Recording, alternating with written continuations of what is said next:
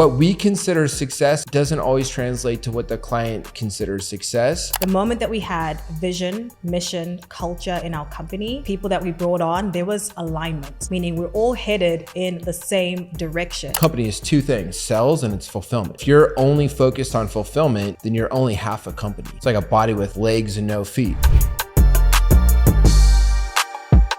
Tim and Cindy, welcome to the 7-Figure Mentor podcast. Listen, I'm excited. I was telling you beforehand, I've been seeing this beard online for about a year.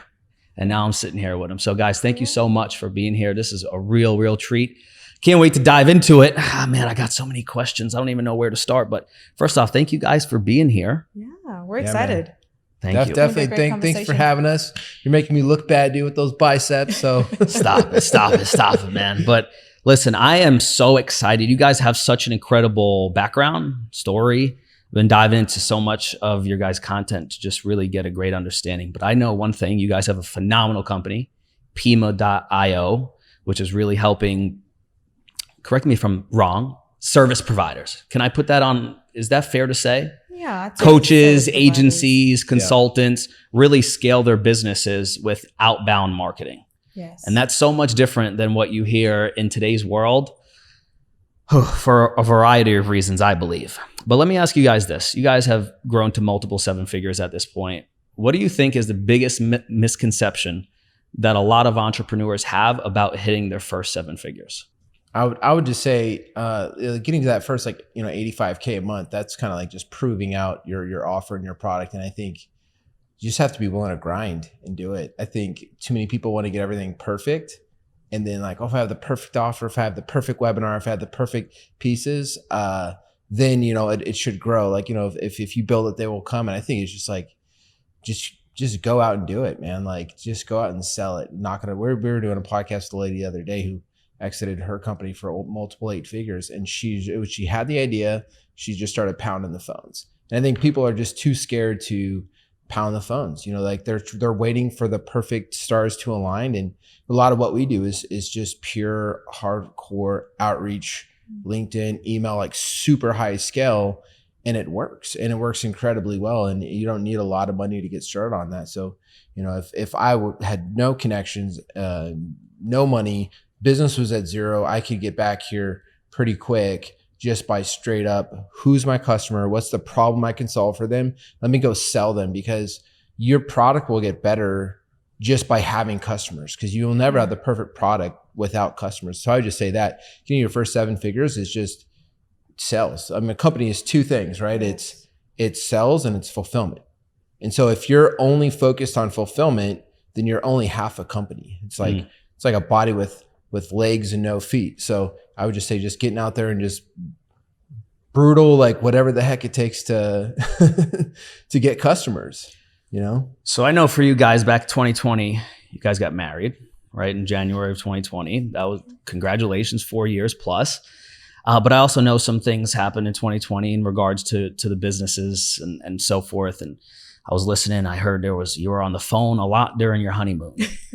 All right. So I say all of this to say you guys are here now, generated multiple 7 figures, but that's certainly not where it started with this business. Why teaching people outbound marketing, right? What was that it was okay, that's the next move. So if you can, very briefly, kind of catch us up on what happened back in 2020 that even made you pivot. And then what made you say, okay, yeah, I'm going to teach outbound marketing. Yeah, I'll let you take it so Tim started the company, we call it Pima 1.0. What we have now is Pima 2.0, but Tim started the company and he was doing lead generation beforehand, and it was the exact same thing that we sell now, a little bit different. The missing piece though was fulfillment. So Tim is great at sales and marketing. And that's where he thrives. And he grew the company really fast just on sales. But the missing piece was operations and culture and the kind of company that you have to have internally to be able to sustain that success and that growth. So maybe Tim, you walk Devin through how you grew to 243 monthly retainer clients in 18 months. So you grew really fast. That's a lot. The same thing I was just telling you, just go out and sell, go out and sell. I mean, I had, I was part of this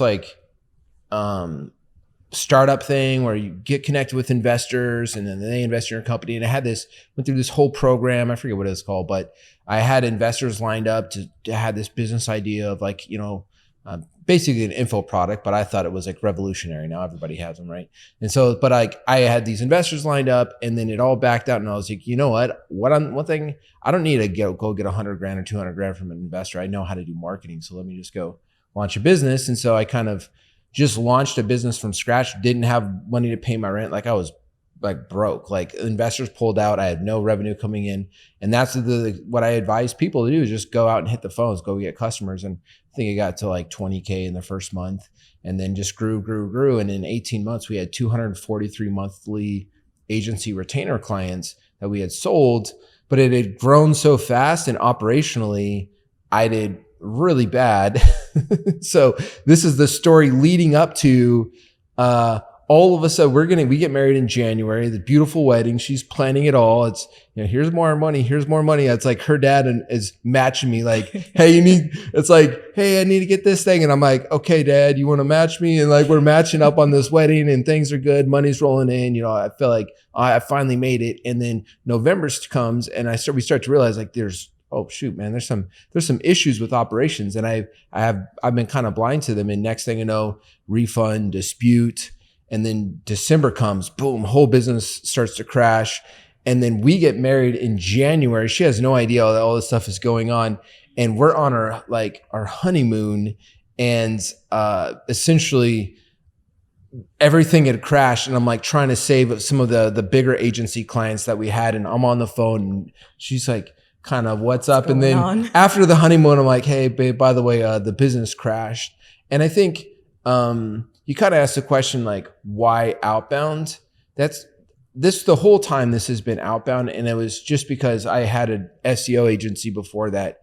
And I think just time and time again, I look at the story of that when I had my SEO agency, which I had given to my old partner, built that with outbound. Go to zero.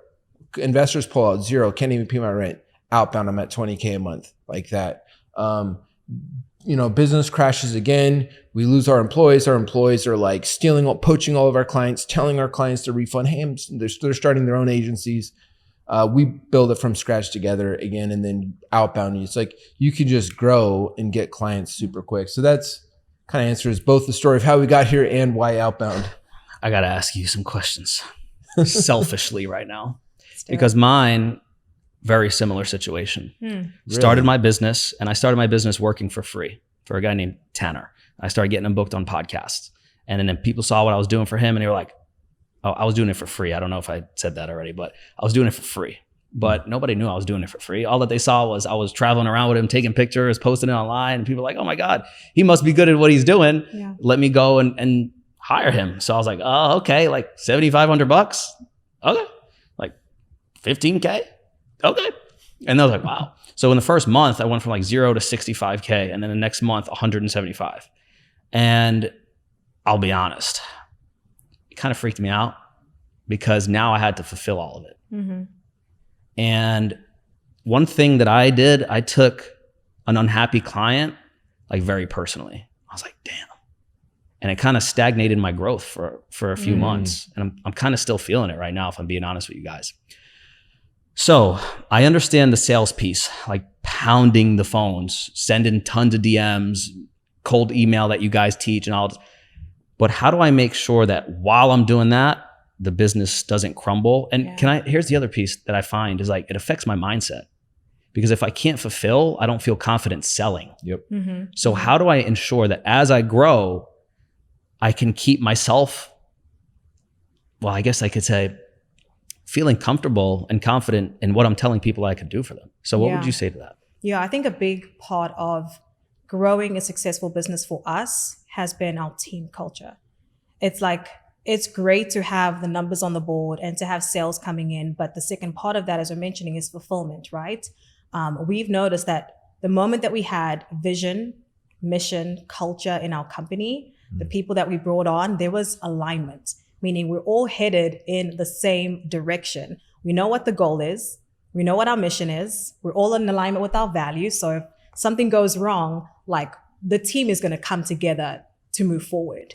And that's what was lacking in the initial company. It's like the sales and the sales and marketing and everything was there, but the fulfillment aspect wasn't. The culture of the team was not. So when I speak to people about, and some of our clients, about what does it look like to build the kind of business that is sustainable, that doesn't have the ups and the down revenue months, it's like, it's getting really good about what is your team culture.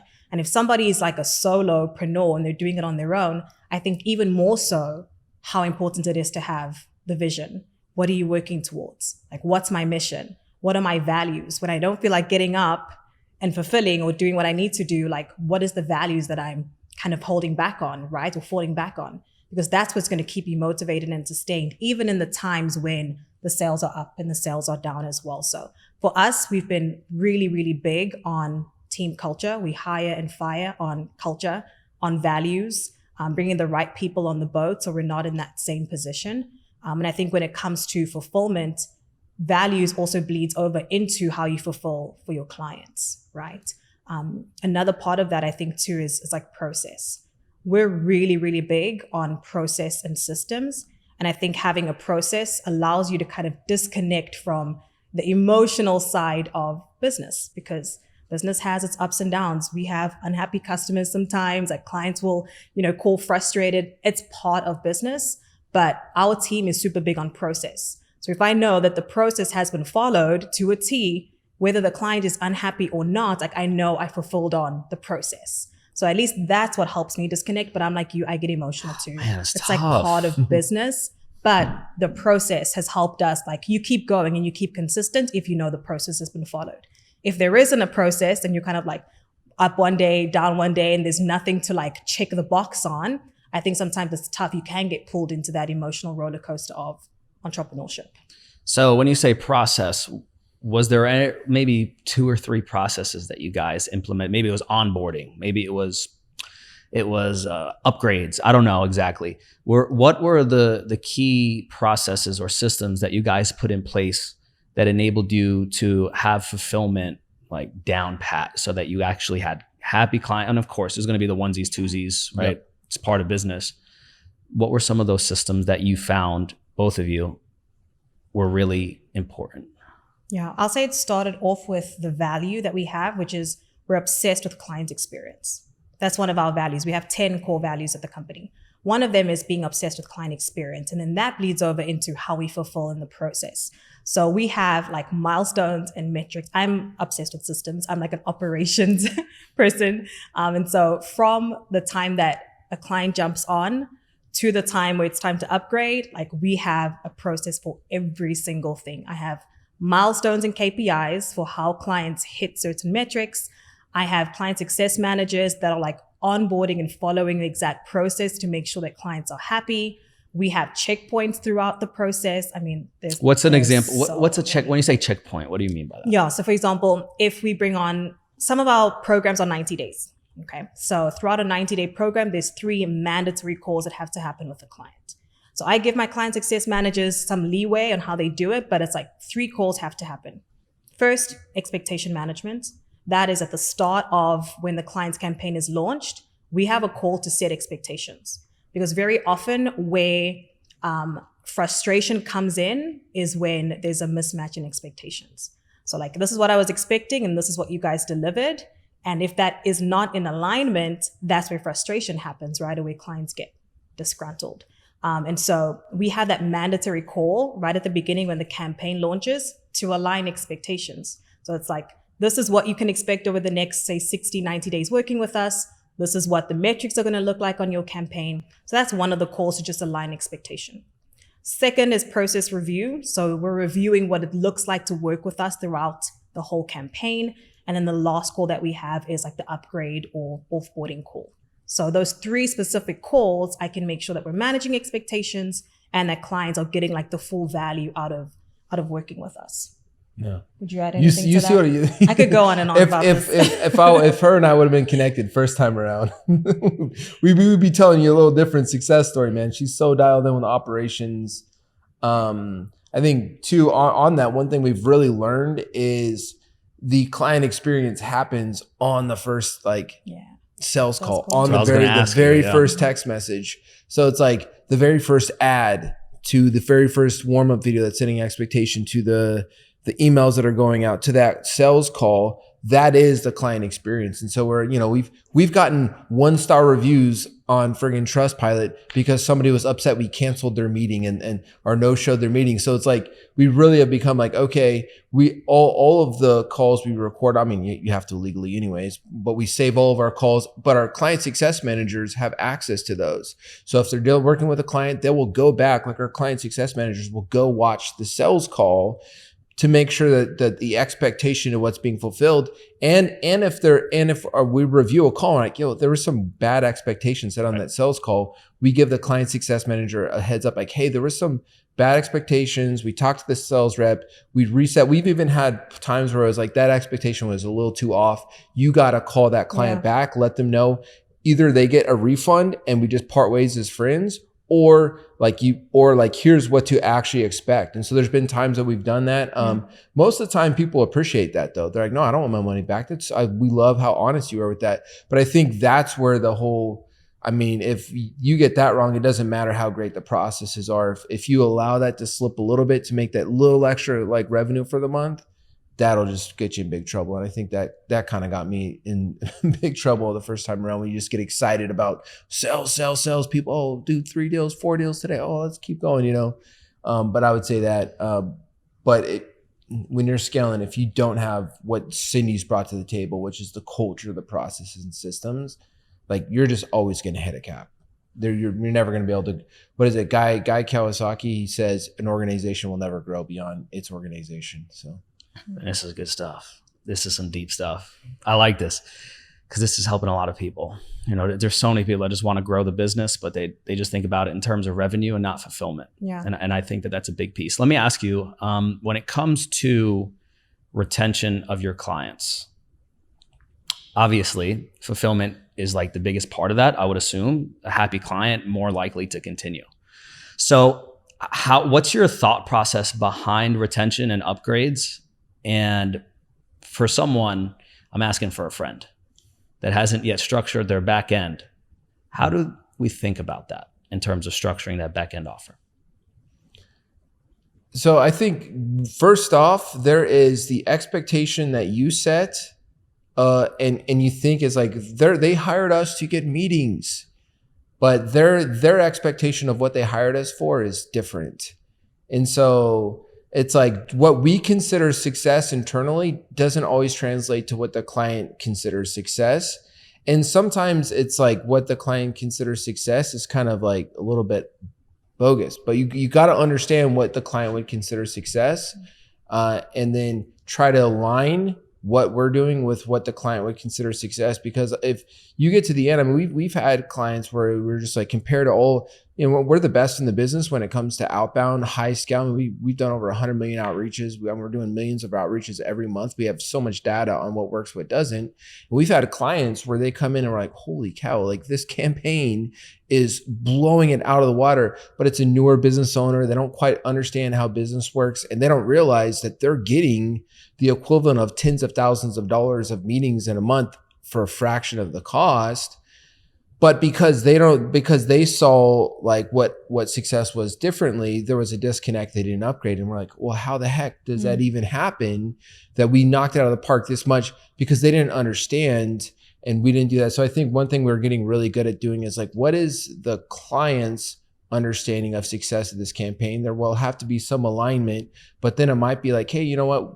We started like, we'll do call reviews for our clients. We're lead generation, but we will review your calls, your sales call. We have sales training. We have all the pieces. So people hire us specifically. Think about your business, what people hire you for specifically, for like getting meetings. But at the end of the day, they're not, what is it? They're not hiring you for a hammer. They're hiring you for a hammer that hits the nail, that builds the shed. Why do they want a shed? So they can store stuff because their house is too full. Like they got too much stuff in their house. So like they might be hiring us for that hammer, but at the end of the day, what they're really hiring us for is because their house is too cluttered. They need a shed to put their storage in. And I think too much business owners, we get so obsessed with our product and do we deliver on our product or not? And we got to really start thinking like, did this client get the utility out of the delivery that we had for what they came for. And that's the most complex thing about making a customer happy is what are they looking for? What utility are they looking to get out of this? And how do you give that to them, as best you can? Yeah. I think too on that, it's the simple way we think about backend is like, there's two ways a client can go. They can either just continue working with us, getting the exact same, say, service, support, or anything like that for maybe extended period of time. So exactly what you got on the front end, continue that in the back end, or like an upgrade. So we always ask the question, like, what problem are we solving next for the client? So if it was lead generation up front, now we know that, hey, they got all these leads, they're doing great, their campaigns are rocking. Maybe it's now that it's like the conversion piece. Maybe they aren't, closing as much. Maybe if they're at a 10% close rate, we can help them get to 20, 30, 40%. So asking the question, what need or problem can I solve next for the client? Or what problem does my service open up, right? So if I fulfilled on this, what's the next problem that I can help the client solve? And I think that's how you keep clients working with you, because you're showing them, hey, I know that that's coming for you. I can help you solve it. Yeah, and I would assume that those check-ins and everything like that is so imperative to the process of what you guys do, right? Yes, it's critical. Yeah, wow, this is good stuff. So I want to ask you guys a question in terms of environment, right? Because you guys have been in Miami now for a long time. And the reason why I'm asking this question is because I think there's a lot of people listen to the show, watch the show. They've been in the same spot for forever, doing the same things around the same people. So for you guys, we were talking, you live in a very nice, beautiful area. It's kind of like, in order to live in certain areas in the world, it's like you have to qualify people to even live there. So the people that you're around are high-level people. So in your guys' experience, what has been the impact of getting around people that are on the same wavelength, the same frequency of you? How has that both enabled you to grow, not just in your business, but what I'm more interested in is, how has it enabled you to grow in terms of your mind and who you are as an individual? So I'll give you one example. The first time we made a big investment we call it just getting in the room, paid to get in the room. Like you want to be in the room of people that are way beyond where you're at. And I'll just give you a quick example. There's plenty of them. We were just at an event in Key Biscayne where people, they exited their companies 100 million, 300 million, just like whole nother level. And that was, it was uncomfortable, but we got in the room. But where it really started is we were at a boot camp, and some friends, some friends encouraged us, like, hey, buy the VIP tickets, like $5K each. And at that point, we're like, oh my, $5K just to go to a conference? That's crazy. And we paid $5K each, so like $10K to get in this conference. And then we realized everybody around us, like, oh my gosh, these are all like super heavy hitters. Mm-hmm. And in that event, they had this offer of $40,000 to be a part of this bigger program. And it was like, okay, well, one thing too, if you do it tonight, you get to come to the Guru's penthouse here in Miami and network with everybody. And we're like, well, shoot, like, let's just do it. And then we got in the room and we get in the room and I'm making friends with people that are doing $500 million in revenue. I talk to these people to this day, and I think we were doing like $60K a month or something at this point. And one guy comes up to me, he's like, hey, how much revenue you guys doing? I'm like, 70, 80, like inflated a little bit, like, and then he goes, oh, 70, 80 million? Cool. What do you do? And in that one moment, when I'm like inflating my 60 to 70 or 80,000 a month, and I say that 70, 80, and he goes, oh, 70, 80 million? What do you do? And in that moment, like our goal was to build a $10 million company and exit. And I was like, oh my gosh. In literally one day, one moment, our belief for what was possible just went through the roof. And I would say just over and over again, we keep paying to be in the rooms. We went to Necker Island this last year, met Richard Branson and a bunch of other cool people like that. And it's been the number one thing that has helped us grow. Mindset, business, personal belief. I mean, what are your thoughts on that? Yeah, no, absolutely the same. It's like, there's that term of the internal thermostat. It's like, if you reach a certain level in your relationships or in your business, it's because you have that setting in your mind for what you believe is possible. And I think getting in the room and seeing what others have accomplished just allows you to believe for bigger for yourself. So how do you guys, running this big old company, comparatively, right? 70, Right. 80 minutes. I mean, that's an incredible story. Yeah. How do you guys find peace, right? Because the stuff can get stressful.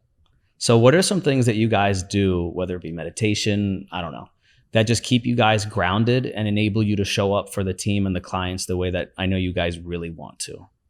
Yeah, our faith is big for us. So we have like a daily routine. You mentioned we wake up at 4:45 a.m. every day, and we have a routine where we write out our goals every morning. So we get up, we have our coffee, we have our pen and pad. We actually have remarkables, but it's fun. So we write out our goals, we visualize, and then Tim and I will go out on our balcony and we'll just pray, and we'll have like that quiet time for just to reconnect for our faith. And that prayer time, I think, helps us to just really stay grounded and focused on what is like the bigger picture for us, which is we believe like this business, it's our mission, it's our calling. We believe it's what God's called us to do. And that constant day-to-day reminder helps us, even in the most challenging times, to keep focused on the mission. It's bigger than us. We believe that. So that really helps the day-to-day. And we notice that on the days that we don't do it, so we like restructured our routine at one point, and we stopped doing that like right in the morning. It's so easy to get caught up in the day-to-day and get overwhelmed when that wasn't the first thing we did at the beginning of the day. So that's definitely helped. And then throughout the day, it's like basic things that help your biology operate well so you're not stressed and overwhelmed, like taking breaks throughout the day. We do like an afternoon workout. We do meditation. We love Wim Hof. We do saunas and things like that. Because I think also there's one thing for it to be like in the mind and your mind's all racy and busy. It's also another thing to understand your biology. Like your mind only has a certain amount of capacity that it can deal with. It's like RAM. Your mind can only deal with or process so much information. And you have to take those breaks. You have to meditate to get your mind back into a place where you can actually process information and not be overwhelmed and not be stressed out. So just having those like disciplines and the daily practices for us has been super helpful. So with you guys, well, I don't know if you've ever been asked this before. You guys have clients ask you a lot of questions, I'm sure. But if you had to say, what is the one question that you wished more of your clients asked you? That's a good question. Yeah, that's a good question. I mean, the first thing that comes to mind is, what does it take to win? Because I think too many business owners, they hire a company and then they abdicate the success to that company. You know, I would say anytime Cindy and I have ever invested in any program, period, we have 100% taken extreme ownership on the success of that program. And it's like, whatever it takes to win, we are going to win. And if we invest money, it's not up to the person we bought the thing from to give us that value back. We will make sure that we get 10 extra value back. And even companies that have not done a good job for us at all, we still got out of that. And I would say just the number one thing is to ask, like, what does it take to win? Because I think too many people abdicate their success, meaning like they go, okay, there's like, do you know, like delegate versus abdicate. Abdicate is like, okay, well, you do this and you be successful. And then they just say, I'm no longer responsible for the success of my business because Pima is going to help me get the leads that get the clients. I'm no longer responsible to do that part of my business. And I would just say, whatever you do, it's the success and failure of your business, your campaign, whether it's you're hiring a Facebook manager, you're hiring is up to you. And I would just say the number one question is, what does it take to win? I wish that they would ask more, what does it take to win in outbound? Because it's the number one, it's our highest converting channel. We run Facebook ads. You've seen our ads. We've run a lot of different traffic channels. Nothing closes at a higher close rate than outbounds because we have it so dialed in. And I think people struggle because it's different than they're used to. So that's the number one thing is because we'll tell them like, here, this is exactly what it'll take to win with outbound. That's probably the biggest thing. I think when it comes to outbound, it takes a lot of work. If you do it on your own, right? If you're just doing it on your own, you don't hire an agency or anything, it takes a lot of work. So it's not as sexy sometimes as I'm just going to run Facebook ads and let the leads come to me and life's going to be great. So it takes a lot of work. That's how I built my business too, was sending a whole lot of DMs. What do you think it is about outbound specifically? You said let me ask you this. Is it your highest converting form of marketing as well? It is. Correct. Yeah. Why do you think that is? Why outbound specifically versus ads? Why does it convert better? So to qualify, when we say outbound, for people that are listening, it's like direct outreach. Yep. So it's reaching out to people in their inboxes. We do mainly LinkedIn and outbound email, so cold email. But I think part of why ours works so well is because we've been doing outbound for such a long time. And that process from the time where somebody's contacted to the time that they get on a sales call has been so dialed in. Like the ads and other things that we do outside of direct outreach has been like in addition to like what we're doing in outbound. And we've just done it for so long that we've been able to kind of dial in the process with data. So one thing about Pima is we collect data about every single touch point, every single lead that comes in. There's so many data points that we're tracking. Our team is obsessed with data, and that's allowed us to like month over month, year over year, like boost those conversions because we track it back to the data. So with LinkedIn, I tried out LinkedIn for a little bit and I was like, yeah, this ain't working. Yeah. I'm probably doing this thing so wrong. I'm telling you, I must be. But when it comes to LinkedIn, you guys willing to share some secrets? Is that okay? All right. Dude, Yeah, we'll share everything, man. Please It's do. not the strategy, it's the execution, man. You're damn right about that one. Man, it was tough. Like LinkedIn was tough. But what I do love about LinkedIn is I can see what people do. And it's a little bit, it's easier to qualify people, I guess you can say. What were you doing? I'm curious. Oh. What was your approach? Oh, well, I don't know a thing about Sales Navigator, so I wasn't using it. So I have a subscription, pay $99 a month, but I never use the thing. Okay. Yeah. So what I would do is I would go on and I'd look up like coach, consultant, whatever. Yeah. And I would look for someone that kind of fit the mold. And then what I would do is I would reach out to them, look for something on their bio that I could connect with and try to be as friendly as possible. Like, hey, saw you went to XYZ University. Man, I loved their college basketball game last year or whatever the case may be. And I had some people respond, but the thing that I didn't like was that when I sent out my invitation, and even if I wrote a personalized note, I couldn't see the message anymore.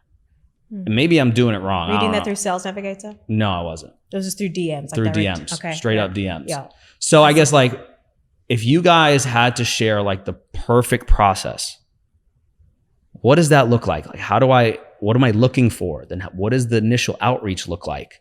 Because I have had so many people tell me like your offer would crush on LinkedIn. I'm like, oh, okay, I'm just going to stick to Instagram. It would. So, Yeah. Your offer would Okay. crush on LinkedIn. Yeah. So what does that look like? And I'll let you do the process. I'll let you do the process. But it's important to know it's different from Instagram. So on Instagram, for example, we just started doing Instagram DMs. You can send maybe like, how many do we do? 200 in a week. And we got maybe 20 booked calls. So like that ratio from a volume to conversion was a lot higher on Instagram using that approach, checking out their profile, commenting on something that they did, and like very conversational type approach. On LinkedIn, you have to remember that people are like, it's a professional networking platform. So if you're reaching out to executives, owners, decision makers, they're busy people. They do not want the chit chat back and forth, like, hey, check out your profile, all that stuff. They want you to go straight to like, how can you help me kind of thing.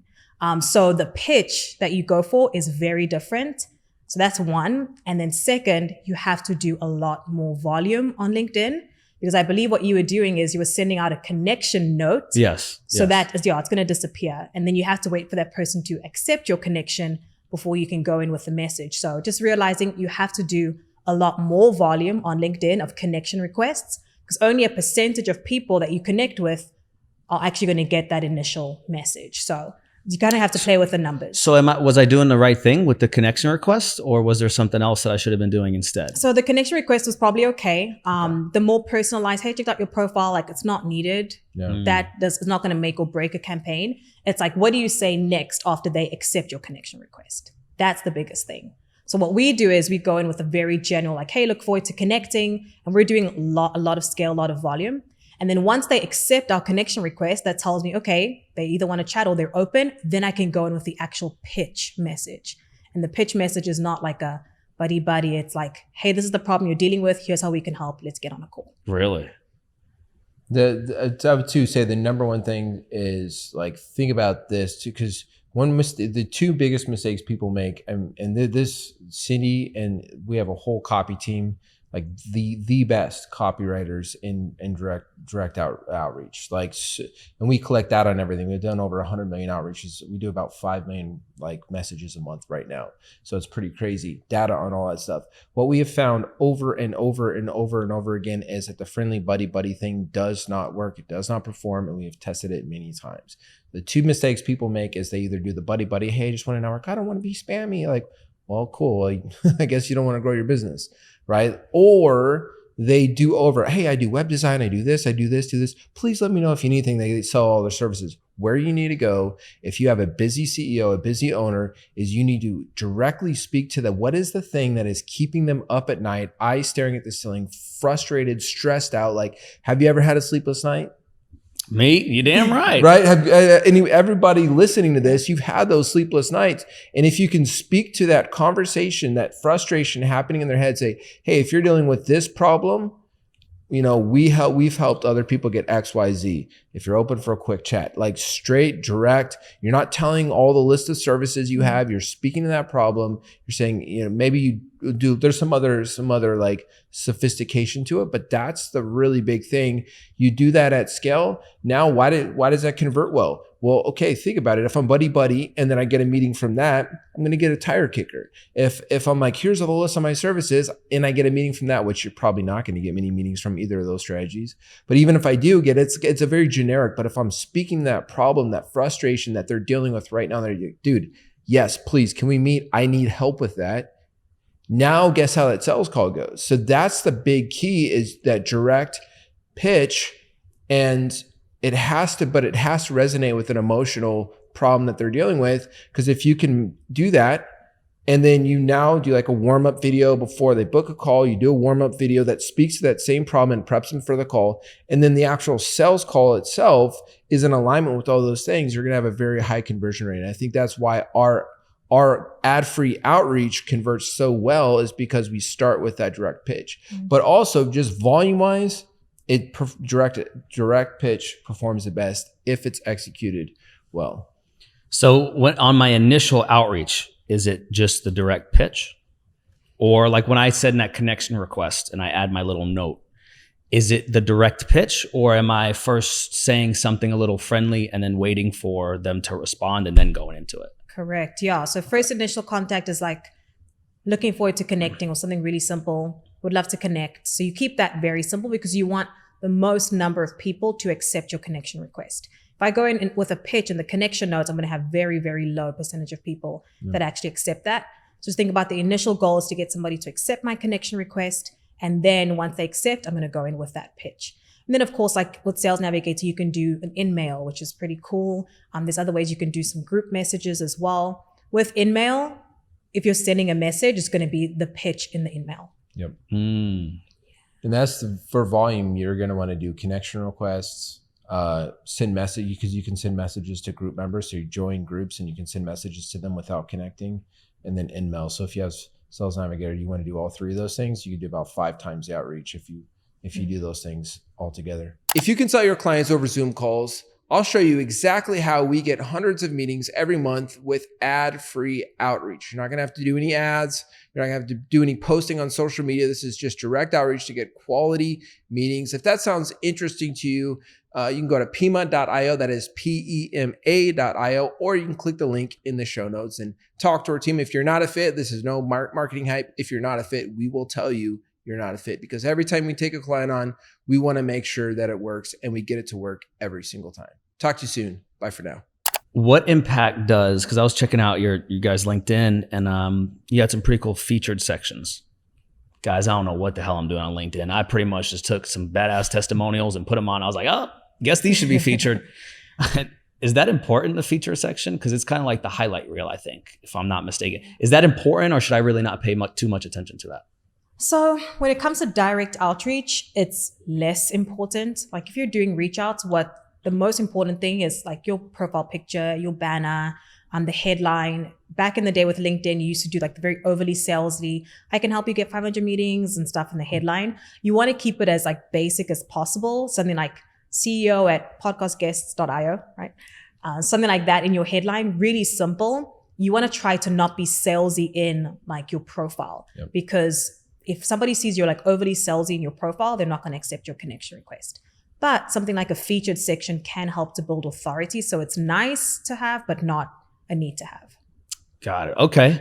And what about recommendations, or, you know, like I got people that left me a review or whatever. Yeah, those are nice. You can see my naivete when it comes to LinkedIn. Yeah. Is that important? Because my methodology is like, okay, I want to make sure my stuff is dialed in. So when I do reach out to somebody, they check me out and like, damn, that person left him a review. He must be legit.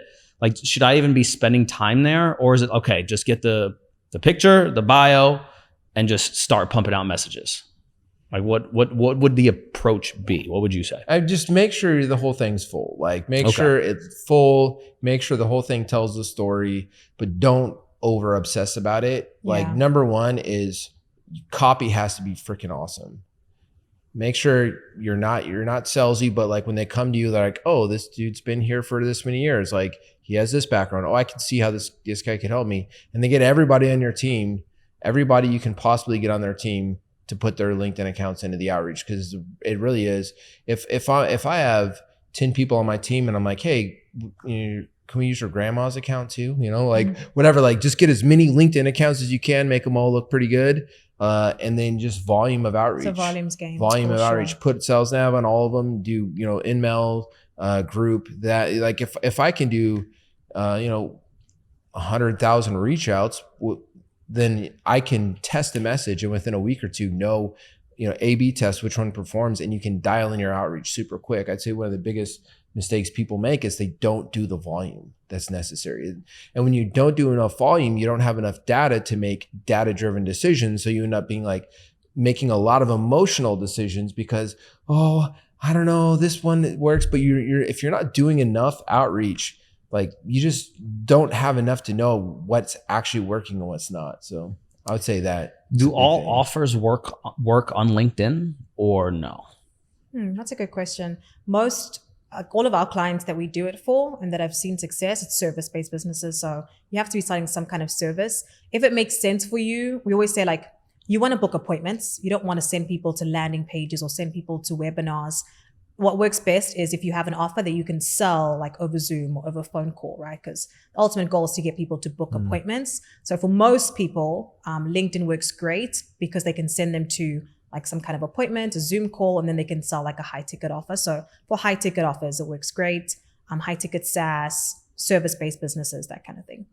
So I see now there's like a lot of communities coming out. Hamozy is doing this whole thing with school, and like everybody's going on this crazy binge of like, I got to start a community and have this low ticket reoccurring thing that I sell for $100 a month. So what's your guys' take on reoccurring versus here's my 30K program? Well, I'd rather have a 30K a month reoccurring. But I mean, I think people obsess too much about recurring because they think people are going to just magically like forget that their credit card is being charged every month. And if you look at, I would much rather charge somebody $12,000 upfront than $1,000 a month for 12 months. And here's a couple of reasons why. Number one is you think $1,000 a month, oh, that's nice, it's recurring. You're keeping the client engaged. But the reality is if I charge $12,000 up front and I give the client something for 12 months, they aren't going to expect new value. So like Netflix, for instance, has more library than you would need to watch. Like you could watch the next 50 years, they would never have to add anything new. But because it's a subscription and you're paying every month, you're getting dinged every month, you want to see new value. So if you're putting people on subscription, they want to see new value from you over and over and over again. And that becomes harder than it just charge a big fee up front. And we've seen when we sell our upgrade programs, our 12-month programs, without a doubt, the best clients are the ones that pay all the way up front. Yeah. The ones that are on we put them on the longest payment plan possible. They're the most difficult clients, and they're, oh man, I gotta pay again, because you're taking money from them every month. It's like, here's another example, is like a Band-Aid, right? It's like you're taking it off slowly versus just ripping it off. And so that's what I say. If I can collect all the money up front, or I can collect a bigger ticket up front, like who cares if it's recurring or not? Because collect more up front, deliver really awesome for them, and sell them something else. So I'm sure there's other companies that do what you guys do, something similar in the same area. What makes you guys unique and different? I like this question. A few things. One, we've spoken about data a ton, but that's one of our differentiators. We're really, really good at data and like knowing what works, not based on assumption or what we think is going to work. We get outreach to produce and we get it to work every single time because of data. I mean, you can't lie with the numbers. The numbers always make sense. Yeah. And I think that's our big differentiators. We've just done so many reach outs across so many audiences, and we've been obsessed with the data from day one that we can backtrack messages that worked in 2020, see if they still work in 2024. And we've just been obsessed with the process, but also the data and how that actually produces or translates for a client. So that's our big differentiator. It's not based on assumptions. It's all data driven. We're obsessed with the process, but also obsessed with client experience. I like this stuff. I love the talk about client experience. I really do, because whenever I watch podcasts, it's like, oh, how do I just generate $1 billion? And it's like, what about actually delivering to the client? So thank you for bringing this conversation up. Mm-hmm. Okay, cool. So you guys do cold email as well. First thing. Big time, yeah. How do I write the perfect subject line? No. What are your favorite subject lines?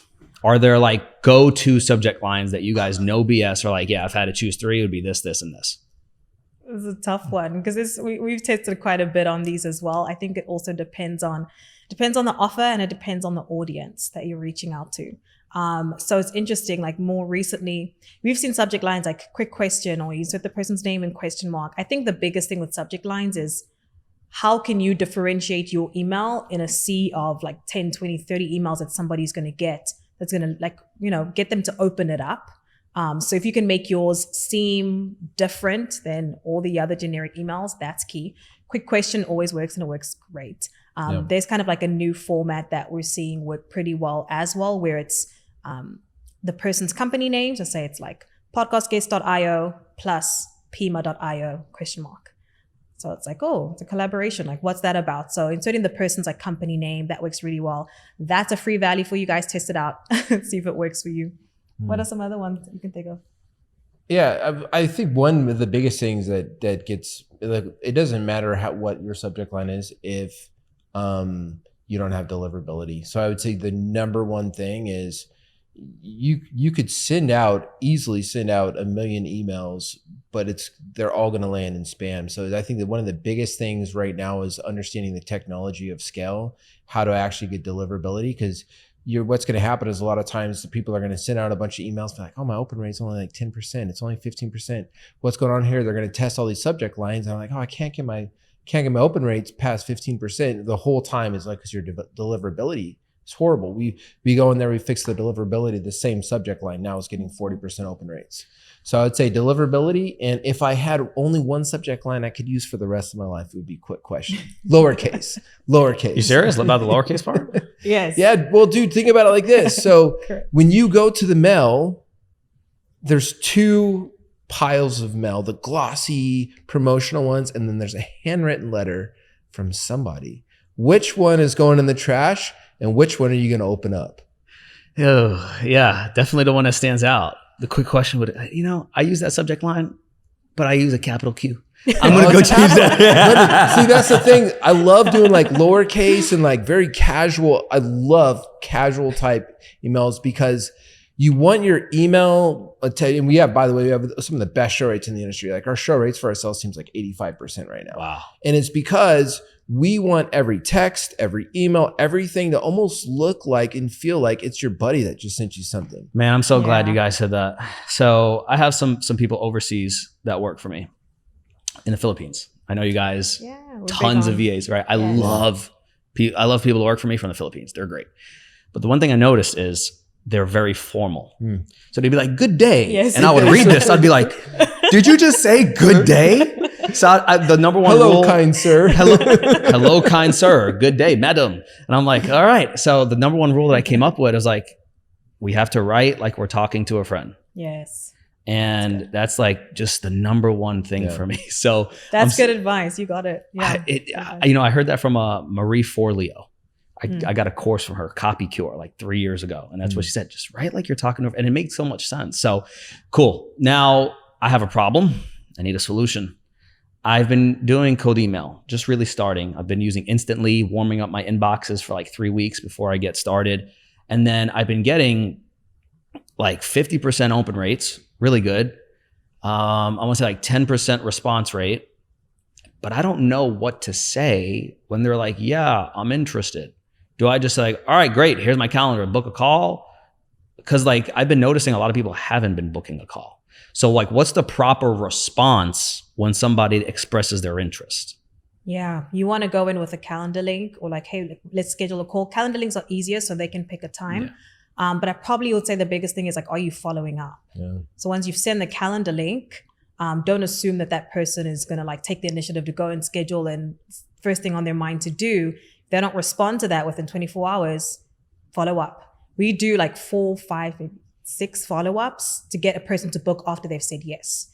So sometimes the gap in that is like your follow-up game. How much are you following up after you've sent that calendar invite? So it's a huge, we call it lead to book in our company. We just L to B. Yeah. And like, that's a huge metric because we'll have a campaign. We'll look at our setters and be like, oh man, we got like 50 leads for this guy this week and only 20 bookings. Like, but we know it's all because of follow-up. And like we are not the most important people in our prospect's life at all. Like they saw that email, sounds good, cool, yeah, send me a link. And then now they get out, they got a client fire, they're in a fight with their wife, they just found drugs and my kid's doing drugs, what the heck? Like like there's a lot of stuff that people are dealing with and we are just not very important. Like this dude just met me in the email. So you gotta stay top of mind because it could be like they deal with another fire, you stay top of mind, and then they kind of remember that problem that made them respond to the initial thing. Big game is follow-up, as well as like if you do have their phone number or something, you can always like have a setter call them.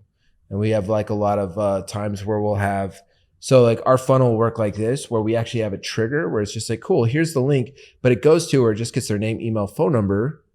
And then that triggers to our setters and then they can go through the application and booking funnel. So if they don't finish that next step, now our setters can dial them. So that's a big point. So you guys will send them from cold email to get their contact information and opt in. And then from there, you'll send them to an application. Okay. I had like the world's most brutal application.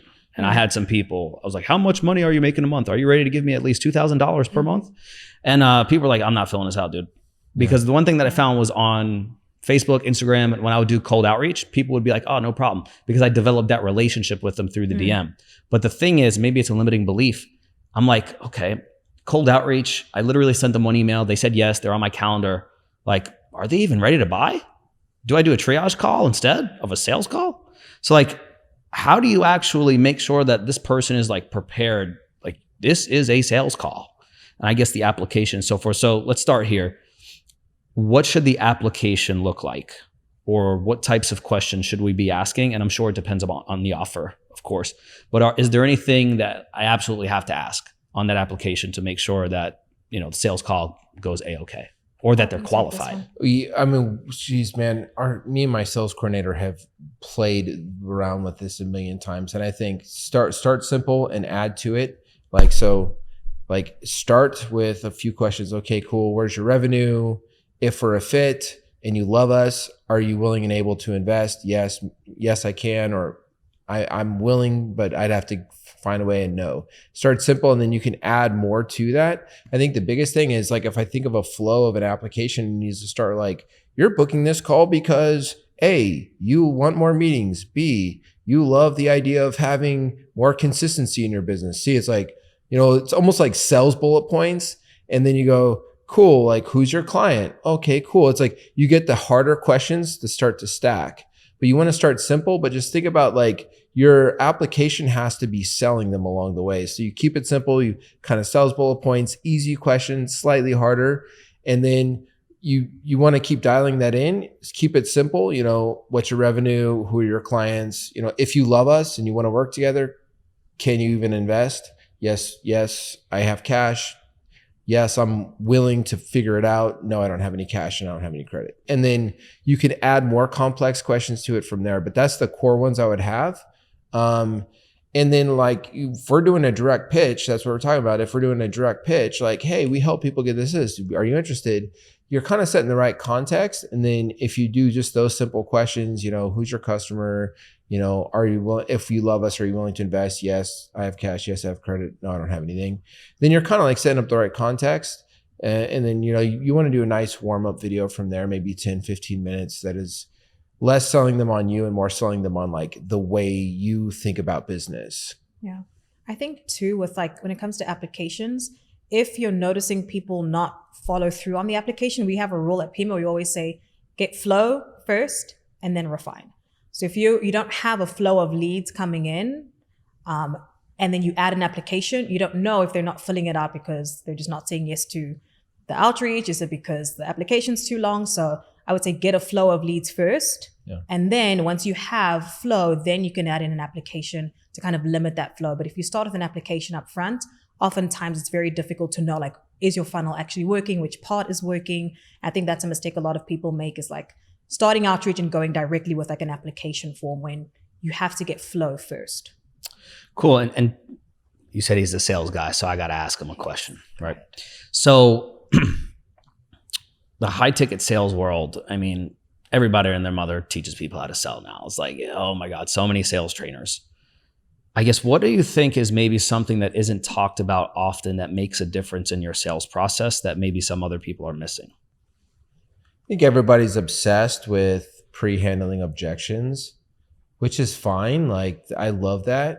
But I think it's like your money's going to be made on, like, you could have somebody totally love it, but the moment money's on the table, it's proven like that the mind goes temporarily insane. Like the neurons and the things, I don't know all the names for it, but like all the stuff happening in your brain is the equivalent of people that are like insane.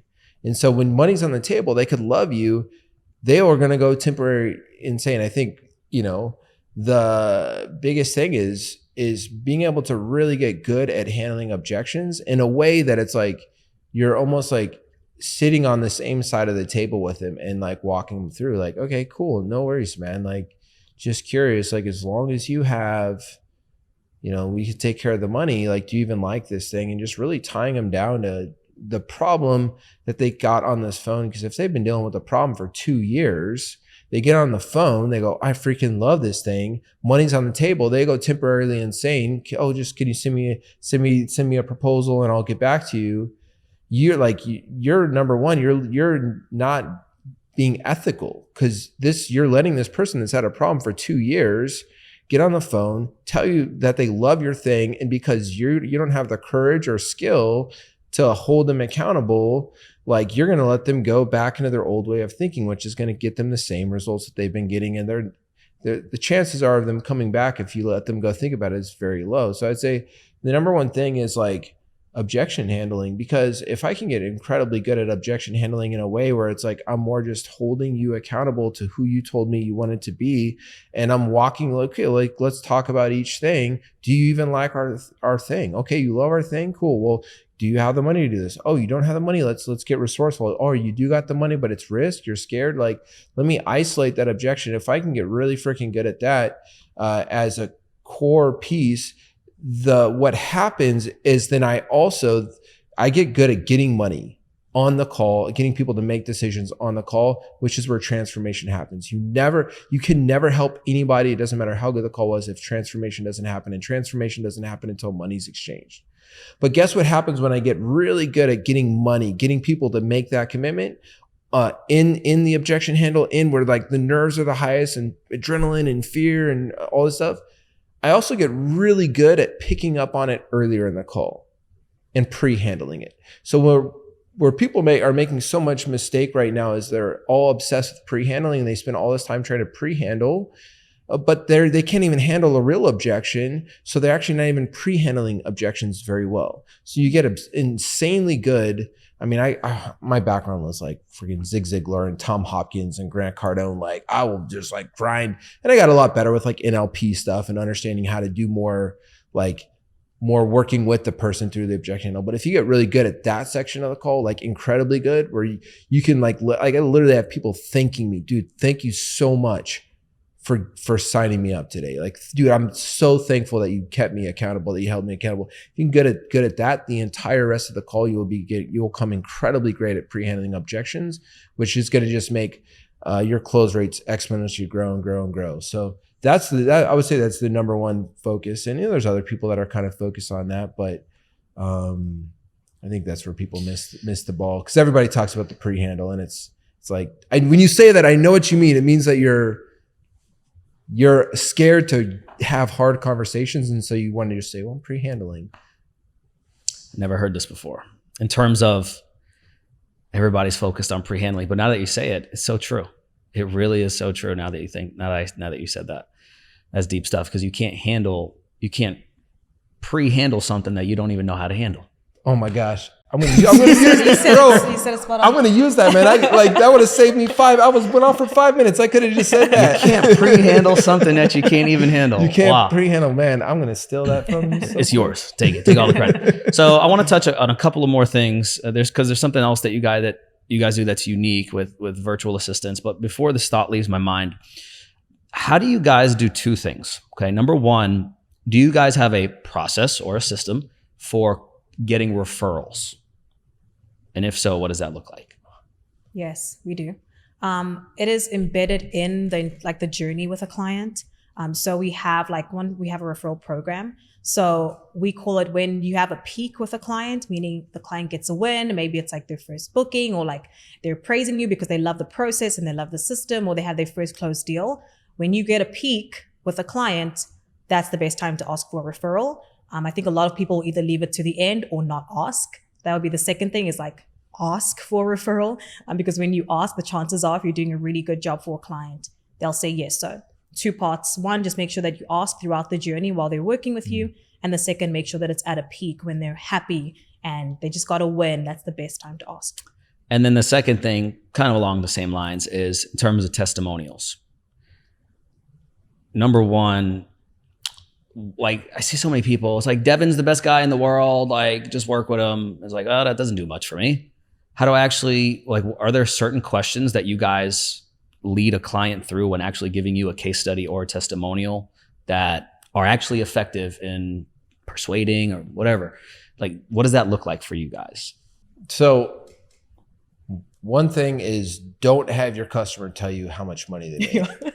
Because that's, if you have in your testimonials, your client saying, I made this much money, and they have not showed you their bank statements to back that up, and that's not the average result you get for a client, you're actually breaking the law. Uh-oh. The FTC is going to come for me? Man. Yeah. So stay away from any revenue claims unless your average client is making that much money, like average. Stay away from revenue claims. Or if you have proof, right? Like, you can have bank statements and you get clients to send you that stuff. But even if they're like, yeah, like we had this client, she did like $700K in 4 months. And just like, she went from like nothing to like $700K in revenue. I'm like, oh, that's cool. But like, I can't use that unless she shows me her bank statements, and I put a disclaimer like, by the way, this is not normal results. Like, so like, stay away from that. I would say the biggest thing is to do is, people don't need the big hypey revenue claims. I think there's so much illegal claims happening right now around money, like money people can make in 90 days or you don't pay. A lot of that stuff's going to get shut down, by the way. But like, people are seeing that so much, and Eugene Schwartz, Breakthrough Advertising, big thing he says is, when you see everybody doing one thing and it's saturated, you got to switch the way that you're marketing. He says mechanism and all this stuff, different stuff. But like, what I would say is, it's more about authenticity. And I think people are more scared than anything, because so much of the guarantees these days have so many stipulations that it's like, everybody knows, I've had 4 guarantees and I never got my money back on any of them. So if you can have more of your, dude, Beth, tell me, Sarah, tell me, John, tell me, how did you feel before, you jumped on with this? Were you nervous? Were you scared? Oh yeah, before I was nervous, I was scared, I was afraid. Why were you nervous and scared and afraid? Oh, because I've been burned before. I tried this before. Gotcha. When you signed up with us, what was your experience like? Well, I felt great. And I met the team, and I'm really, really thankful that I signed up. Oh, cool. And like, how has it been? Like, how does it feel knowing you have the consistency of meetings coming in? Oh my gosh, I've never had this consistency of meetings in my business before. I never wonder where my next meeting or client's going to come from. Wow. And like, what would you say to somebody that's on the fence about hiring Pima? I say, if you're on the fence, I've been there before. I've hired 5 companies before. All of them let me down, and Pima is by far the best that there's ever been. So I would more walk it through like their story, how they were nervous, how they were scared, why they were nervous, why they were scared, what their journey was, because that's going to speak to them a heck of a lot louder than what everybody else is screaming with like revenue claims right now. So just walk them through that transformation. Yeah, the transformation. Yeah, I love that. Just don't have them say how much money they make. Well, what if they do though? Like on a serious note, like what if they just come out, yeah, this is great. I made $50K this month or whatever. Just like, edit it out. For real. Unless you want to put your business at risk. Wow. Yeah. See, that's serious. A whole topic for another day, man. This is why people. And I'm not the expert there. I have friends that are like, we got massive companies, and if you have a big company, you got to know all these laws. Yeah. And so we're not like the big bad experts, but I want to make sure people are aware. No, that's really great information, right? Yeah. Because I got a call at 8:00, and I was about to ask her how much money she made. So don't do that. You just helped the brother out on that one. Do that. Okay. I mean, you can even ask, like, I know you do podcasting, right? So if she was on X number of podcasts in however much time, like if that's something that you can verify and you booked those for her, of course, like those kind of numbers, we can talk about number of leads, things like that we have the data to verify. You're good on that. Even closed deals, it's where you get in really big troubles when you start talking about making money. That's the big area that you got to be careful with. Wow, cool. So you guys do a lot with virtual assistants and implementing them in the process. Number one, what do you guys have your virtual assistants do? And number two, are they from America or are they in the Philippines? Okay, yeah. So I gotta say something. There's probably some people right now that are like, well, there's all of these problems. There's some people that are saying, well, I'll tell you some of my experiences. Their power will go out for like 2 weeks because they just had this massive typhoon. Mm-hmm. And I'm like, oh my God, now they're not working. And number two, the language. They don't, they speak English, but there's just some formalities like we were talking about earlier. So it's a little bit different. And it's like, well, maybe I should just get someone US based. And I was listening to a podcast. You guys were like, they perform just as well, if not better, than the people that we had in the US at a fraction of the cost. Mm-hmm. Yeah. So what do you have them do? And then why did you guys choose to help people scale their business with a VA that's from the Philippines? Yeah. So on our team, our VAs, appointment setters, they're really a part of our teams. I don't really call them VAs, but we have them do things like show rates. So making sure that people are showing up to the calls. A lot of that process is done by VAs. Appointment setting for our team, like the people that are responding to the outreach is a virtual assistant. Admin, responding to emails and calendar, all that back end stuff. Recruiting VAs for our clients is done by a VA. She knows the process. So there's so many parts in our business that we have VAs utilize. But when I think about the reason that we wanted to do it for our clients, one, because we saw how well it worked for us. And then two, it's cost. Right. So if somebody is like, this is their first business, they're just starting out, they need leads, they may not have the money to hire somebody to, do appointment setting or become a setter full time. You probably don't have the volume to employ somebody to do that. And then third is, as the entrepreneur, their time is better spent doing something else like sales, going out, getting clients, than responding to DMs or responding to LinkedIn messages. So I think for those reasons, we thought it was great to hire VAs for clients as well. And then it keeps like the outreach running. If I'm a busy entrepreneur and I'm trying to do the lead generation myself, sometimes it's going to be great. Other times I'm going to be busy. It may not be consistent. If I don't feel like doing the follow-ups, I'm not going to do them. Like when you have a VA in place that can follow like a proven system, they're going to show up, they're going to do the work, and you're going to get the leads and the booked calls that way. So yeah, those are the reasons that we kind of decided to do virtual assistants. What are some of the practical things, like, more than I do? Like, for instance, most of our VAs, they all have backup Wi-Fis. Like we have people, we have teammates in different parts of the country. So you're not going to have a typhoon hit the whole country all at once and be out. What are some of those things that just redundancies to make sure that we have? Yeah, I think it's like you have to vet upfront because that's critical, right? When we hear people say like, oh, I tried a VA and it didn't work, or they didn't have good English and all of that stuff. It's like, how did you vet? How did you interview? Did you interview multiple people? Did you have requirements for the things that they needed to have in place before you hired? So it comes down to like process and system. But when we're vetting for VAs, we're asking them questions through interviews, right? So I can see both their written and their verbal communication. We have things like backup internet. You have to have that. You have to have backup power as well. And then, of course, we recruit, as Tim mentioned, from different parts of the Philippines. So if one side is out, then we have still VAs in other areas as well. But you can recruit and train and hire such amazing talent from overseas. It boils down to, do you as the entrepreneur know how to hire, know how to train, and do you know how to have them follow a process that can be consistent? Because oftentimes, there's really bad employees here in the US. Of course. It boils down to you're going to find bad talent anyway. How are you as the leader managing, overseeing, and ensuring that they're actually following systems? So what does that look like with the hiring? How do you guys handle that hiring process when it comes to an appointment setter, VA, et cetera? Yeah, so for an appointment setter specifically, we do group interviews. So what we do is on the application, we have them write out messages. So what would it look like to pitch a coach with XYZ service? So we have them write it out. I always qualify, don't use ChatGPT because I can reverse engineer and I know it's going to be a ChatGPT message. So qualify that in the application. From the people that pass that initial written screening, and I can see, okay, they have good written communication. We then do group interviews. So we'll have maybe 5 or 6 VAs jump on a group call, and I'm asking them questions like, what's your biggest strength? Basic questions. What is a weakness? And just seeing self-awareness. I love this question for appointment setters is, if you send out an outreach message and someone says no, what do you say? If they tell me I'll wish them all the best and keep it moving, probably not a good fit for us because I want somebody that's persistent and proactive and is going to convert a no into a yes. So I'm kind of interviewing for those kinds of qualities. Are they resilient? Do they want to show up? Are they excited? Do they have enthusiasm? Once I vet for that, we usually have 2 VAs jump on for one role.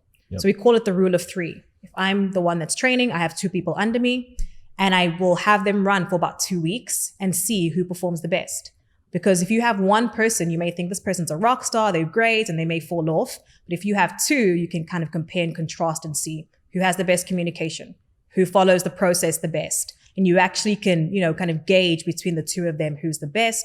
Both of them are rock stars. You can keep both, or let the other one know that you can reach back out when more availability opens up. She literally, by the way, gave you the process that we've been. How long have we been dialing this in for?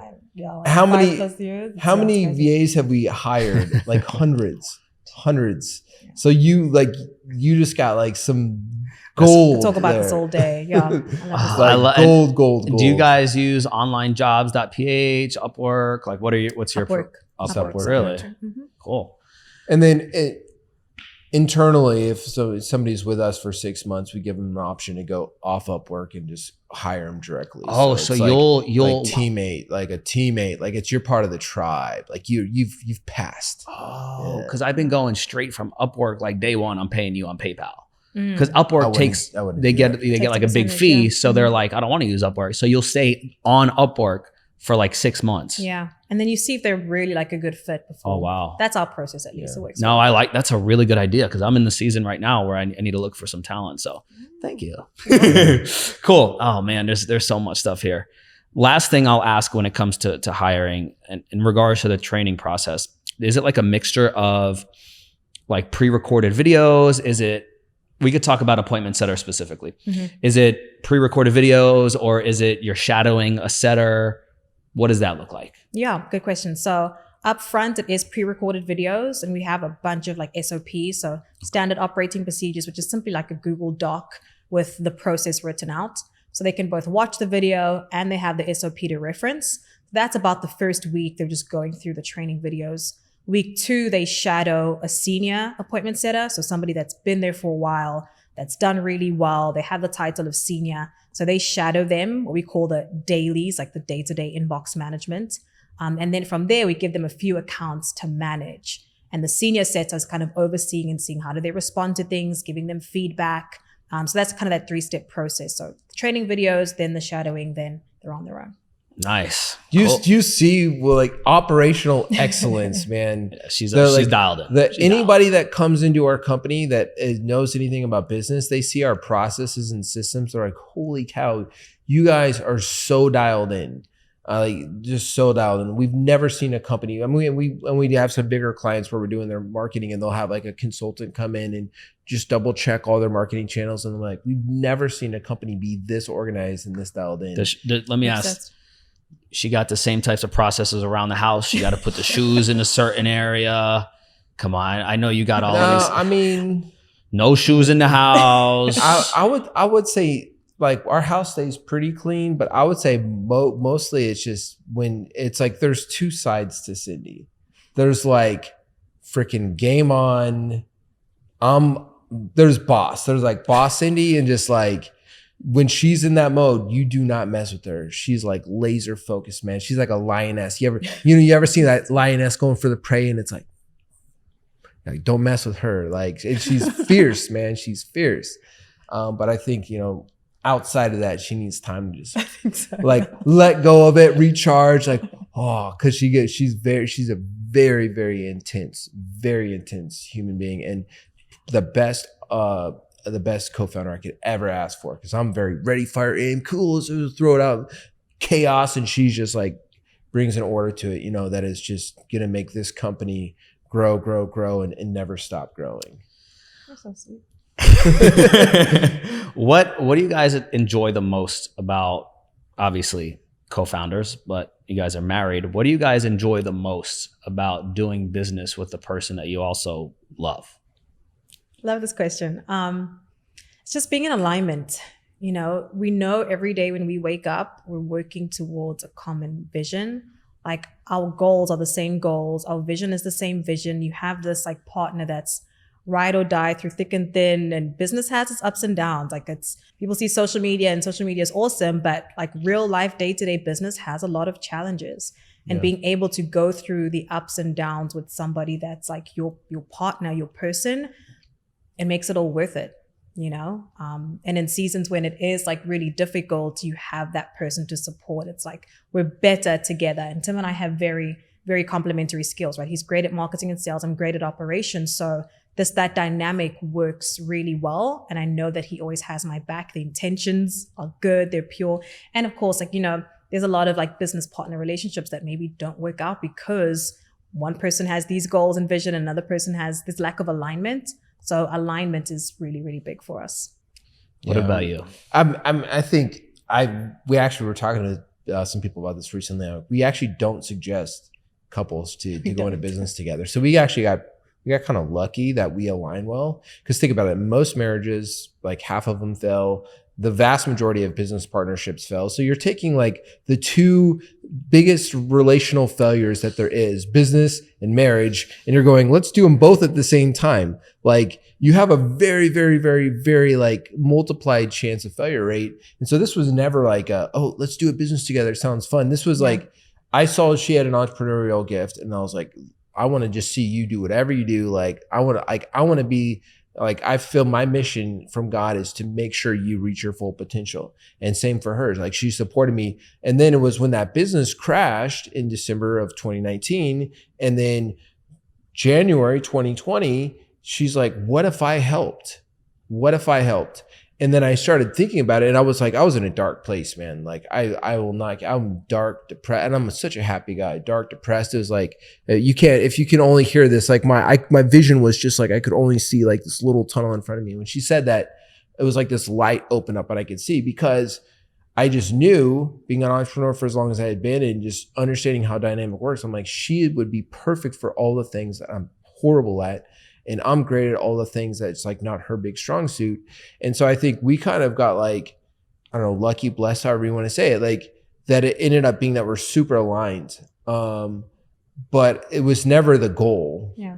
It was just like, this ended up working out. But I think most people that they try to make it work out. Well, I love this person, this. If you have two people that are like visionaries, they're going to make a mess because they're going to have all these ideas, but nothing's going to get executed well, or it's going to get executed and then crash, executed and crash. If you have two what's the other word? Integrator. Integrators. Like Cindy's an integrator. I'm a visionary. She's an integrator. If you have two integrators, it's like you got like a lot of processes and systems with very little growth. And I think it was very cool that we ended up having that dynamic together. And I love it. But I would have never forced it if we didn't have, that. Cause like at the end of the day, your marriage is more important. And I've seen a lot of situations where it didn't turn out well. So definitely make sure you have total alignment in those areas before you do anything. You guys want kids? We do, yeah. Oh, that's awesome. You guys are great. I love this. You guys, it's so cool though. Like you guys are two powerful people, right? And you guys complement each other so wonderfully. You don't really see that often. So the fact that you guys do, it's incredible. And I'll tell you, I got maybe one or two more questions, but I want to say the most impressive thing that you guys have said throughout this episode was about the FTC. And I'll tell you why. Just because that shows your character, right? So like if somebody's watching this and they're like, I need somebody to help me get leads, I'm going to choose the people that I know follow the rules. Yeah. Because in this world that we live in, everybody's making these outlandish claims, crazy claims, and they can't back it up, right? And there's just a lack of integrity in the space. So the fact that you guys even brought that up and were like, wait, don't use that. Like that says a lot about you guys. So I want to acknowledge you for that because that's next level, right? There's a great book, The Road to Character. Let me say something on that too, because if you hire somebody to do your marketing and it is not compliant, it is not the marketing company that you hired that's going to get shut down by the FTC. The FTC is going to shut you down, even though it was a marketing company doing your marketing. And when they shut you down, they don't just like give you a little pat on the back. They might take all the money that you've ever collected for that business ever. Doesn't matter what your expenses were. And so it's very, very serious. And so if you go out and you hire a Facebook ad agency, one of our competitors that's doing outbound, if they don't know that game, you're putting yourself at risk. You're putting the future of your business in the hands of somebody else that could get you shut down eventually. Yeah, that makes so much sense. Yeah. I never thought about that. Yeah. So where do you guys want to take the company, right? Where, if you guys feel comfortable sharing, like where are you guys at now? Take that however you want it. And like, what's the vision? Like, where do you guys want to get to with the company? Yeah. Big picture vision. We want to sell it for major exit, 9 figures.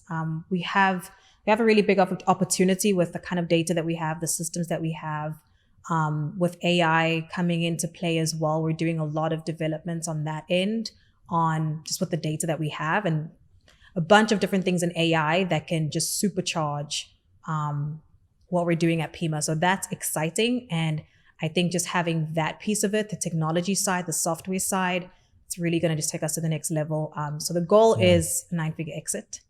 And it's going to be a process to get there, but it's like the big picture vision that we have for the company, that our whole team knows that vision. And we have this thing called Tribe Huddle every Tuesday. The team jumps on Zoom. We share what the vision is, the mission, the values, and we call out people that are living up to the vision, mission, values. And like the team knows what that goal is. So every time that people are showing up every day, day in and day out, they know it's with the goal of getting to the point where we can exit. Like the whole team gets excited about building the kind of company that is going to change their lives, but not only when we get to that exit, but today. Like our mission is to help all of our teammates hit their personal, professional, financial goals on the journey. So they see that it's like Pima's the vehicle for them to hit their personal, professional, financial goals. So that gets me excited. The one day big exit is awesome, but just seeing our teammates hit their goals on the journey, it's invaluable. And let me say something on that too. For anybody listening, I want you to think about it like this way. A high ticket is a great way to make a lot of money really quick, but it gets capped, because when you're selling information, you're selling a program that can, once you get to a certain size, everybody can copy it, can replicate it. And there's going to be there's going to be a cap. You're always going to have to build like building a new company. Think about it. It's like a front end offer. We're doing this thing. Now we got to teach them how to sell. Now we got to teach them how to do Facebook ads. You're literally having to build like these multiple companies. If I'm doing an agency model, say I'm charging, we charge anywhere from 20 to 100K a month for our agency stuff. You have a recurring at a high ticket, but there's also eventually, so you can scale a lot bigger than a high ticket offer is if you know how to run an agency. But there's always going to be this cap when you're looking at an agency where it's like, there's a certain amount of people that are quality control, and eventually people that you're managing, they're going to want to take it in-house because in-house they might be able to do it better, cheaper, et cetera, et cetera.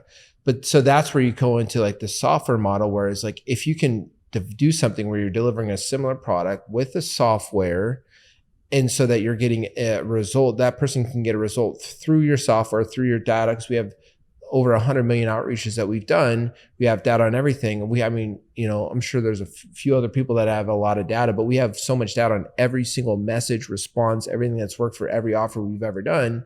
Well, that's a lot of data to feed an AI machine to now be able to run at scale. If you can have a software that allows a result to be had for cheaper than somebody could do it in-house, now you have a $1 billion company. So I want people to think about that. It's high ticket, you can make a lot of money, but it's like mowing grass. You got to keep doing it every single freaking week. You got to make new sales every week. Whereas that's where we're really thinking about this. The next phase is the agency, but we're having several softwares developed that long-term can allow us to take a lot of the labor out of it, because an agency model, you're going to have to hire and hire and hire. And then there's so much quality control that goes into the frontline people that are doing that. So I think that's the road we're on. We have our initial goal is to bring this to a 9-figure revenue company. But we really see that as a milestone. That's awesome. You guys are innovative, right? In this space, a lot of agencies just same old stuff on repeat. So like software, yeah. I mean, that's something I'm thinking about. It's like, this agencies, the software stuff is pretty interesting. Pretty cool. And the multiples on it are like ridiculous. It's wild. So I love the fact that you guys are doing that. Last question I really have for you guys. Where do you guys feel like you got to grow the most in order to make that happen? And let's take it like personally. Like, where do you guys personally feel like you have to grow the most in order to get to 9 figures and beyond? I like this question. I'm really big on self-reflection. So that's something I've reflected about, like the person that I want to become. She's very emotionally resilient. So I'm resilient. I've been through the works in life. And I think entrepreneurship, when you go through it year after year after year and you don't give up, you become resilient. But I think that next level is that emotional resilience for me. And that's something that I look up to for Tim. It's that word that I love is equanimity. So it's like, no matter what, you don't go too high, you don't go too low. You're just this calm, confident, regardless of what happens. You mentioned like you can get emotional sometimes, right? If like a client gets upset or whatever that is. And I'm like that too. So I identify that in myself. If like one of my teammates is not happy, I can take it really personal as well. So I have that like very caring, loving side of me. So I think that emotional resilience on a personal side will allow me to be that next level Cindy that I want to become. What about you, Tim? Yeah, I mean, I'm still thinking about how to answer that because I'm, processing. I would just say, man, it's like I could give you like just an answer that would probably sound good, but I think the real answer would just be I don't necessarily know, because I feel like the biggest growth points for us has been when we made friends that were already there, and you start to, I would say that is just making, because like we recently did this event where it was super like these are like ultra high net worth people in the room, and we're like, it was actually kind of uncomfortable. We're very good with people, and like, why are we feeling so uncomfortable? And I was like, it's good. Like, so I would just say like getting in the room, just keep getting in the room where it makes you really uncomfortable. Cause I think just biologically speaking, the way that we're so whatever the words are, like when I'll just say it's simple terms, cause that's what I know is like when people are like, have in all of history have been like in tribes and little groups, and like you become like those people biologically proven like that you're around. And I would just say just probably just being around more of those people, making friends with more of those people, making sure that, you know, we're doing dinners with them and we're hanging out with them and we're doing birthdays with them, because I think that's the biggest thing is you become like those around you for sure. You know, hanging out with, like, doing podcasts like this, meeting cool people like you. I just think just normalizing, you know, like you realize that so many people, you have, like, everybody listening to this, you have so much more capability and potential than you ever could possibly believe. And a lot of your limiting beliefs, what you believe is possible, was given to you through, you know, parents and growing up in the environment you choose to be around. And the only way to break that is to really get in the rooms. So I would just say, just keep getting uncomfortable, because I don't know what that dude looks like, that needs what he looks like, how he is. I have some ideas, but I don't know what he looks like, but I know I'm going to find him. So Guys, this is incredible. I've really enjoyed this conversation. We cover a lot of stuff. I mean, this has been a lot of stuff. You know, they usually have a clock up there, but they don't. So I was like, screw it. Like, we got 2 hours. Let's do this thing. I have no clue how much time has passed. I will find out. So I was like, oh, well. But where, if people are listening to this and they're like, man, I really want to work with Pima, what is the next step? Good question. Yeah. Just go to Pima, Pima.io, PEMA.io, and we will hook you up. And go, you know, we run a podcast, so like go to Pima.io, and you meet with our team, like best team in the biz. When we take a client on and we do turn clients away, that's not like a marketing, oh, we turn some clients away. Like, no, like legit, if we can't help you, we'll tell you that, because every client we take on, it works. If you're like, dude, I'm super broke right now, like I don't have credit, I don't have anything, check out our podcast, The Takeover with Tim and Cindy. Like, we literally give out so much free information. Check out our YouTube channels, because, like, dude, if you're like super broke but you got that hustle grind mentality, like, we got enough free resources. We have people reaching out to us like, I use your strategy, and I'm getting meetings and clients. Thank you. And then, hey, after, you know, you got enough revenue coming in, then come hire us. So that's the two places I would go for sure. And what's your socials? I know what's Cindy Makita? At Cindy Makita. That's Makita. Mine is Tim is Social. Well, guys, thank you so much for being here. I've had a lot of fun. So thank you, guys. You're such a good interviewer. Yeah, man, this has been incredible. Such a good, it's a gift. Oh, you have a talent. well, thank you. I appreciate it. We're going to have to do a round 2 if you guys are up for it. Let's do it. Well, thank you guys for being here.